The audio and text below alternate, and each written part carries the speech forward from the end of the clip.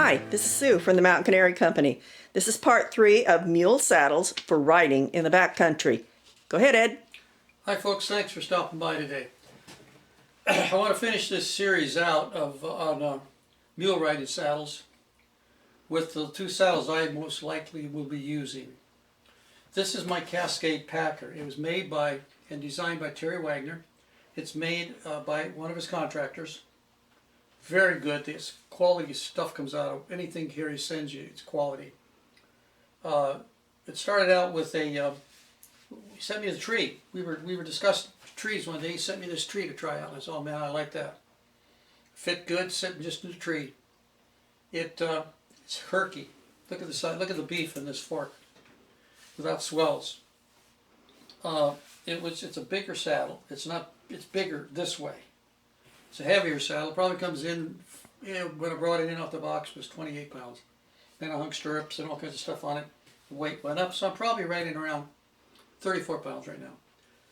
The thing about that makes this saddle so unique is it's actually a working saddle. The horn is on this saddle is identically the same horn that's on this saddle, and both of them are riveted in. But you can see the difference in the meat on the wood on this fork compared to this one. This saddle, which is a lightweight working trail saddle, which Terry builds himself. This one's riveted in also. This will take a good hit. It can do a lot of work with it. The fork is not as beefy as this one, but it's more than adequately beefy. In both of these saddles, they're double wrapped fiberglass. Now, in other words, I said, okay, I'd go for strength versus a bit more weight. So I double wrapped both of these when I ordered the saddle. Sue's saddles are single wrapped. They're adequate. But I was considering what might happen to me in the backcountry. Wasn't so much somebody would pull the saddle apart if I grabbed onto something, as much as it would be damaged if they rolled down a hill. So I double wrapped everything. Again, this is called the Cascade packer. I was in on the design of this thing from the very beginning. I'm going to flip the stirrup up here. The rigging on this is a little bit different. Can you catch that, Sue? Answer. Okay, you can see here, this is an adjustable rigging. This rigging position can be adjusted. As right now, it's 7/8. I can move that ring front to back to adjust the rigging positions on different animals if I must. The rigging is done through a Bivens buckle.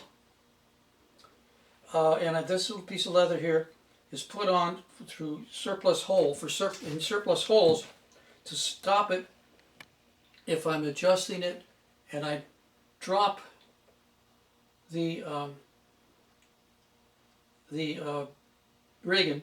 This buckle will not leave. It'll stay right on the strap.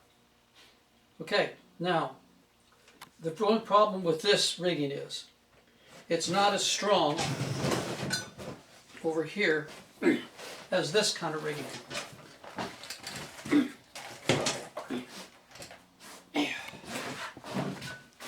This kind of rigging is nylon wrapped leather. It's 1.5 inch nylon with wrapped leather and heavy leather in the beginning here, going into the front of the fork. So this is far stronger rigging than in here. When I built this saddle up, I was more interested in trying to find a saddle that had complete adjustable rigging in. I wanted to try doing adjustable rigging. But unfortunately, it's not. This is also nylon back leather. This is not going to be as strong as this because of the buckle assembly. And that's the only reason. And realistically, I'll probably never break it. Even if I hooked onto something hard and pulled, I think this will still hold together just fine. But the concern is that this assembly here might not be strong enough compared to this, which is a considerably lot stronger. You can see the attachments here in the front compared to here. So Now the seats in these, those are both very comfortable saddles. Again, the comfort for these saddles is in the behind of the rider, not in how they look. Now, for example, there's a difference here. This saddle here is what you call a bicycle seat. There's the bicycle seat, insert padded seat. This one has what they call a rollover cantle. In other words, it's rolled over the back of the cantle and attached. A very good system. So it's all of two Sioux saddles are built identically like this. I really like this kind of rigging. I had this one at the time, this was years ago, had this one at the time built with what they call an insert padded seat. The same as that's padded here. These are both padded to give you some relief. This is an insert. This is a much easier saddle to build. This is a much more difficult one to build. But, so there's a little difference in these. And this is what they call a pencil roll cantle. You see it's leather over the top. It's not a Cheyenne roll at the back. And it's stitched over the top. Both of my saddles have a corporate ring, which I use for, I hook my one-point attachment on my breeching. These have been very, very good saddles. I really like this type of saddle. It's a little heavier duty than Sioux's, but you know, realistically, Sioux's saddles will do everything. Everything I more likely need. At the time I built this, I was more concerned. I was working alone. Sioux wasn't working with me. I was more concerned with the fact that this may end up taking a heck of a hit if the animal falls, which we've had animals fall before. So that was like I said, these horns are the same horn, identical same horn, identically built the same way. But this one has a seriously beefier fork. But this still is an adequate fork. So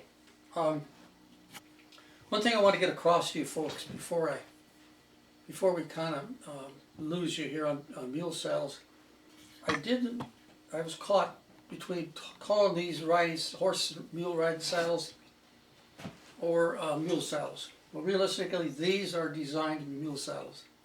I have requested information on mule saddles, but here's the bottom line. There's no reason why any of these saddles you've seen here can't have another tree put in them. It's just a saddle. If this one's made to fit a narrow mule, this one's made to fit a wider mule. It's a BE tree. This is a BE 1/2- tree. So there's where the difference comes. This tree is made to. I had this made to fit my Maudie mule, and this was made to fit Darla, or Polly. This will fit Maudie or Kitty, or toss up Josie. So I can use these on several different mules, and there's a difference in the leather. The leather's heavier here. The leather's slightly, you can hardly tell the difference. Slightly less in weight here, but they're both going to be they're both durable saddles. I could ride these hard. Next 25 years, maybe look back. So remember now, these are not just mule saddles, folks. These are any kind of saddles, and I really enjoyed talking to you about these saddles. It's something I'm very interested in, and something I want to talk more about in the future. In the future down the road, I want to discuss treeless versus treed saddles. I want to go through and talk about different rigging positions where you can adjust your saddles to different rigging positions and how it affects your saddle on the animal's back. And just a slew of other things we'll be getting to. But we can't do them all at one time. Or I'm on DSL, so it take me 3 years just to load one of the videos if they were that big. So thank you very much for coming by and putting up with me. Again, if you have any more questions and you want to discuss any of this, feel free to give me a call. You can find our phone number on the webpage. And it's written right over here on the picture. And remember, please ride as often as you can. That's really what keeps our trails open. Hoof prints and horse turds keep those trails open. If not, they don't know you're using them. And ride as safely as you can. Thank you, folks. Have a wonderful day.